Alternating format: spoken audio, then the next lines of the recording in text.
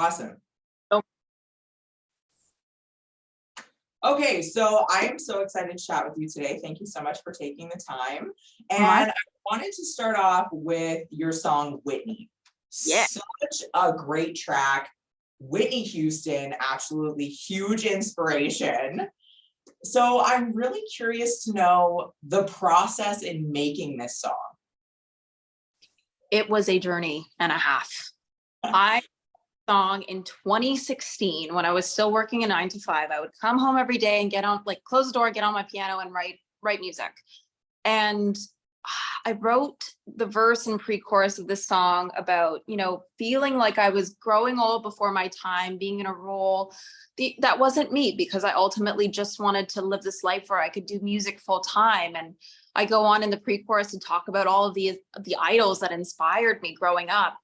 And so I wrote that part, those two parts of the song. And usually when I'm stuck on a chorus, I just kind of use other choruses that are popular as placeholders. And I was in a wedding band at the time, and we were playing I'm Every Woman in our set, and it was just kind of stuck in my brain. So I said, okay, I'll just throw it in there for now. And played it out. And I tried to replace that chorus so many times, but it just stuck. And I mean, who am I to think that I could write a better chorus than Ashford and Simpson? They wrote Ain't No Mountain High Enough. Of course, I'm Every Woman, complete powerhouses. So it stuck. And so I sent it to my manager, and he said, I love this. This is great. It's going to be impossible to clear this interpolation, because you have to go to the writers, and in this case, one of them had passed away to deal with their estate. And so like, this is going to be really messy, but I'm like, let's just try. We're never going to know if we don't try. And so we did it. And lo and behold, about a year later, they came back and they were like, okay, we'll take a big portion of this, but you can use it. So we were off to the races at that point. And it was just really about finding the right time to release it and having enough music out there where people kind of got a little bit of a backstory about me, and then to drop this track that I'd been waiting so long to drop. And now it's finally out. And I'm just so glad that people are digging it, because it feels really good to have out in the world. Yay, that's such a great story. I love that. Thanks. Too, I mean, talking about Whitney Houston, just the different connections that this song has with, multiple generations. Do you want to talk about like the connection with the people around you and the connection it has with you? Oh, for sure. Like I just basically listed idols that I looked up to growing up. I mean, Whitney Houston, the best vocalist in my opinion of all time.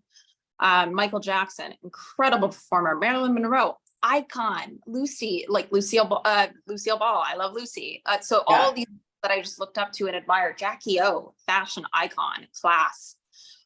So I just had such a personal connection to all these people. And I thought, okay, well, why not throw this into a song? Because the pre-chorus of the song was inspired by a dish towel in my mom's kitchen. And yes. Okay. Yeah. So people always look at me sideways, and she's like, now I should frame it. And I'm like, yeah, I don't even know where that it is. And it's probably stained. So but the dish towel, actually, it said something very Hallmark, like something along the lines of like, dance like nobody's watching, sing like nobody's listening. And I was having wine with my mom, and I looked at the dish towel and I said, okay, this is like, there's something about this that like is tacky, but could be work if it's expanded upon a little bit. And so I just thought, okay, but what if it's like dance, like sing like people that actually have made such an impact on my life as an artist. And so that was the inspiration behind it. I love that. That's awesome. Now you also, I want to talk about the What I Wouldn't Do for it's in support of Kids Help Phone. Yes. And absolutely huge. Like what was it like being a part of that experience and that whole thing? Incredibly surreal, so important. I really believe that was, the genesis of a core moment in my life, being a part of something that is just so important, so beautiful, with so many artists that I grew up listening to, my peers. It's just such a great thing that everybody was able to come together to donate their time to really make an impact on everybody's struggling with mental health because it's a conversation that we don't have often enough. And any opportunity that we can to have a conversation is vital. And so to be able to do it in a way, such a big way with all of these artists was simply an honor. And watching the music video too, I I got a little emotional about it too, because I'm like, this is so huge for Canadian artists, and to be a part of that, like, it's just, it's so awesome of you, Rev. I just wanted to say that too. Like, you're amazing. And Junos are Let's coming up so soon. I think they're 10 days away. You're performing, you're nominated for 3 Junos. Yes. Like, what are you most excited for about the Junos this year? The whole shebang.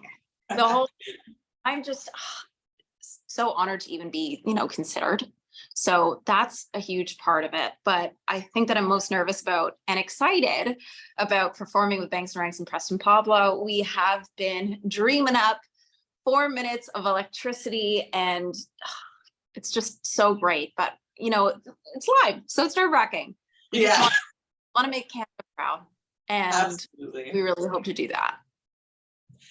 Do you have your acceptance speech ready?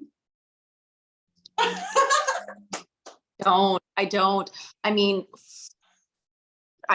we've been so busy. I haven't even thought of anything, and yeah, we'll see. We'll see.